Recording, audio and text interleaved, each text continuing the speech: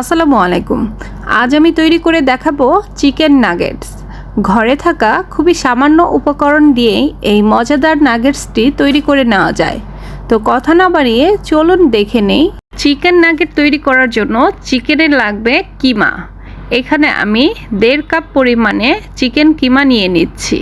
চিকেনটাকে কিমা বানাতে হবে এমনভাবে যেন হালকা ছাবা ছাবা অর্থাৎ আঁশ থেকে যায়, ঠিক এই রকম। দেখুন, আমি কিন্তু চিকেনটাকে একেবারে মিহি পেস্ট করে ফেলেনি, ঠিক এই রকম করেই ব্লেন্ডারে অথবা নাইফের সাহায্যে আপনারা এভাবে চিকেনটাকে কিমা করে নেবেন।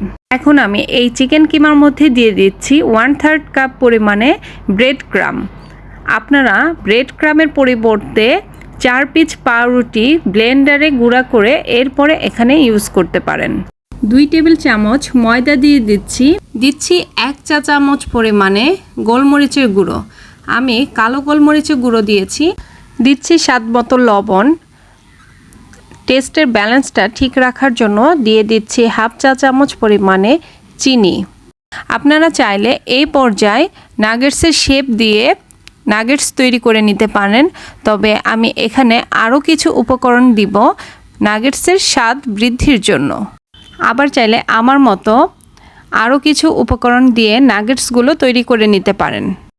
কাঁচামরিচের বিচি ছাড়িয়ে এরপর আমি কুচি করে নিয়েছি। এখানে আমি 1 টেবিল চামচ পরিমাণে দিয়ে দিচ্ছি। 1/2 চা চামচ পরিমাণে জিঞ্জার পাউডার দিয়ে দিচ্ছি। এখানে আপনারা জিঞ্জার পাউডারের পরিবর্তে আদা বাটাও দিতে পারেন। দিয়ে দিচ্ছি 1/2 চা চামচ পরিমাণে গার্লিক পাউডার। এখানেও আপনারা একই রকমভাবে গার্লিক পাউডারের পরিবর্তে রসুন বাটা দিতে পারেন। সয়া সস দিয়ে দিচ্ছি 1/2 টেবিল চামচ পরিমাণে। দিয়ে দিচ্ছি 1 টেবিল চামচ পরিমাণে টমেটো সস। আর দিচ্ছি 1 টেবিল চামচ চিলি সস।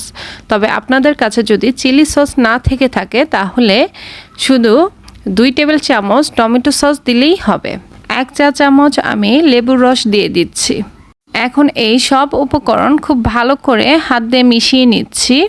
সব উপকরণ যখন ভালো করে মেশানো হয়ে যাবে সে পর্যায়ে একটি ঢাকনা দিয়ে ঢেকে ফ্রিজে রেখে দিব মিনিমাম আধা ঘন্টার জন্য। আধা ঘন্টা পর ফ্রিজের নর্মাল পোর্শন থেকে আমি চিকেন কিমাটি বের করে নিয়েছি। আর এই আধা ঘন্টা ফ্রিজে রাখার জন্য চিকেন কিমাটি অনেকটা টাইট হয়ে গিয়েছে। আমি আবারও একটু ভালো করে চিকেন কিমাটাকে মথে নিচ্ছি। নাগেটসের শেপ দেওয়ার জন্য আমি বোর্ডের উপর একটি কাগজ বিছিয়ে এরপরে চিকেন কিমাটি নিয়ে এভাবে ছড়িয়ে দিচ্ছি। ছড়িয়ে দেওয়ার সময় অবশ্যই হাতের মধ্যে পানি লাগিয়ে নেবেন, তাহলে হাতের মধ্যে চিকেন কিমাটি লেগে আসবে না। আর চিকেন কিমাটি অনেক আঠালো হয়ে থাকে, সেজন্য হাতে যখনই লেগে আসবে সে পর্যায়ে আপনারা হাতে একটু করে পানি লাগিয়ে নেবেন। কিমার উপরে প্লেন শেপ দেওয়ার জন্য আমি উপর দিয়ে কাগজ টেনে নিচ্ছি। কাগজ টেনে নেওয়ার পরে হাত দিয়ে এভাবে একটু চেপে সমান করে নিচ্ছি। কাগজগুলো এভাবে আমি ভাঁজ করে দিচ্ছি। এরপর আমি কিমাটাকে উল্টো করে নিচ্ছি। এখন আমি একটি রুটি বেলার বেলুন দিয়ে বা রোলার দিয়ে এভাবে আপনারা বেলে নেবেন, তাহলে চিকেন নাগেট কতটুকু মোটা রাখতে চান এভাবে বেলে নিলে একই মাপের হয়ে থাকবে। আরেকটি কথা, আপনারা যদি কাগজ দিয়ে এভাবে চিকেন কিমাটাকে বেলে না নিতে চান তাহলে আপনারা একটি বোর্ডের উপরে হালকা একটু পানি লাগে এরপরে চিকেন কিমাটা দিয়ে রুটি বেলার বেলুনের মধ্যে পানি লাগে এরপরে বেলে নিতে পারেন। তাতে বেলুনের মধ্যে কোনো প্রকার চিকেন উঠে আসবে না বা লেগে আসবে না। এখন আমি কাগজটা ছাড়িয়ে একটি নাইফের সাহায্যে নাগেটের শেপে কেটে দিব। তার আগে আমি সাইড দিয়ে একটু কেটে সমান করে নিচ্ছি। আপনারা যদি এভাবে কেটে নেওয়া ঝামেলা মনে করেন তাহলে সাইডের অংশ বা এভাবে কিছু পরিমাণে চিকেন কিমা নিয়ে এভাবে শেপ দিয়ে নিতে পারেন কোনো প্রকার কাটাকাটি ছাড়াই। নাগেটের শেপ দেওয়ার আগে অবশ্যই হাতের মধ্যে পানি লাগিয়ে নেবেন, তাহলে শেপটা দিতে সহজ হবে এবং হাতের মধ্যেও কোনো চিকেন কিমা লেগে আসবে না। এখন আমি ছুরির মধ্যে পানি লাগিয়ে নাগেটসের শেপে এভাবে কেটে নিচ্ছি। কেটে নেওয়ার পরে আমি এভাবে একটি প্লেটে উঠিয়ে নিচ্ছি, তাতে নাগেটসের কোট করতে অনেকটা সুবিধা হবে। এখন একটি বাটির মধ্যে নিয়ে নিয়েছি কিছু পরিমাণে ময়দা, দিচ্ছি এর মধ্যে সামান্য পরিমাণে লবণ আর গোলমরিচের গুঁড়ো। এখন এই লবণ এবং গোলমরিচের গুঁড়ো ময়দার সাথে ভালো করে একটু মিশিয়ে নিচ্ছি। এখন অন্য একটি বাটির মধ্যে নিয়ে নিয়েছি একটি ডিম ও সামান্য পরিমাণে লবণ দিয়ে ডিমটাকে ভালো করে ফেটিয়ে নিচ্ছি। আর ফেটানোর সঙ্গে সঙ্গে আমি নর্মাল পানি দিয়ে দিচ্ছি 3 টেবিল চামচ পরিমাণে, এবং নর্মাল পানি দিয়ে দিব। আর সাথে সাথে আরেক হাত দিয়ে আমি ডিমটাকে এভাবে পানির সাথে ডিমটা ফেটিয়ে নিব। অর্থাৎ এক হাত দিয়ে আমি ডিমটাকে ফেটিয়ে নিব আর অন্য হাত দিয়ে আমি ডিমের মধ্যে পানি অ্যাড করব। লক্ষ্য রাখতে হবে ডিম ও পানি দুটোই যেন খুব ভালো করে মিশে যায়। তো আমার ডিম ও পানি একসাথে মেশানো হয়ে গিয়েছে। এখন আমি আরেকটি বাটির মধ্যে 2 কালারের ব্রেড ক্রাম্ব নিয়েছি। এই ব্রেড ক্রাম্ব কিন্তু আমার বাসায় তৈরি করা। আর এই ব্রেড ক্রাম্ব কীভাবে তৈরি করতে হয় তার রেসিপির লিংক আমি ডেসক্রিপশনে দিয়ে দিব, চাইলে আপনারা দেখে নিতে পারেন। আবার চাইলে আপনারা কেনা ব্রেড ক্রাম্বও দিতে পারেন, যে কোনো এক কালারের ব্রেড ক্রাম্ব নিলেও হবে। নাগেটটাকে এখন আমি ভালো করে কোট করে নিব। সেজন্য একটি নাগেটে নিয়ে আমি শুকনো ময়দার মধ্যে এভাবে কোট করে নিয়েছি।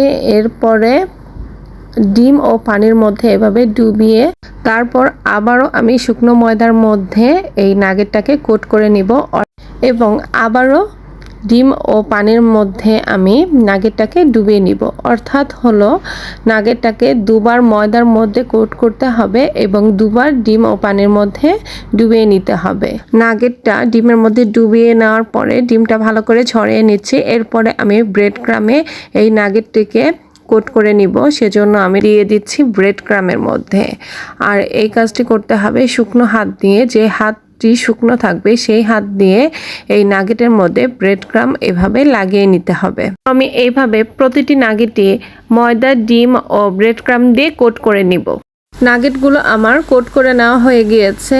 আপনারা যদি নাগেটগুলো ফ্রোজেন করতে চান তাহলে এই পর্যায়ে 3-4 ঘন্টার জন্য ডিপ ফ্রিজে রেখে এরপর যখন নাগেটগুলো শক্ত হয়ে যাবে সে পর্যায়ে আপনারা এয়ারটাইট বক্সে ভরে ডিপ ফ্রিজে সংরক্ষণ করে রাখতে পারেন 6 মাসের মতো। আর ভেজে নেওয়ার আগে অবশ্যই 10 মিনিটের মতো বাইরে রেখে এরপরে নাগেটগুলো তেলে ভেজে নিতে হবে।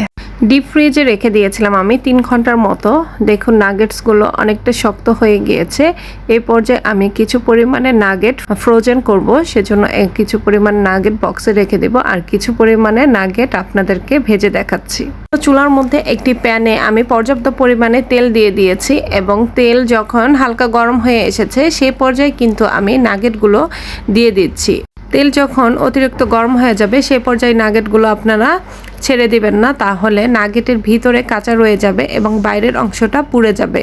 সেজন্য অবশ্যই তেল যখন হালকা গরম হবে সে পর্যায়ে নাগেটগুলো তেলের মধ্যে দিয়ে দিতে হবে।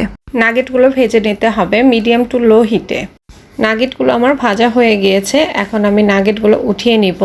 আর এই নাগেটগুলো ভাজতে আমার সময় লেগেছে 10 মিনিটের মতো। দেখুন নাগেটটা কতটা পারফেক্ট হয়েছে, নাগেটের ভিতরটা জুসিনেসটা বজায় রয়েছে।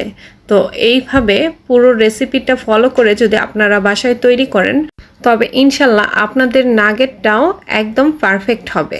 তো আমার রেসিপি যদি ভালো লাগে অবশ্যই আমার চ্যানেলটিকে সাবস্ক্রাইব করে আমার সাথেই থাকুন। সবাই ভালো থাকবেন, আল্লাহ হাফেজ।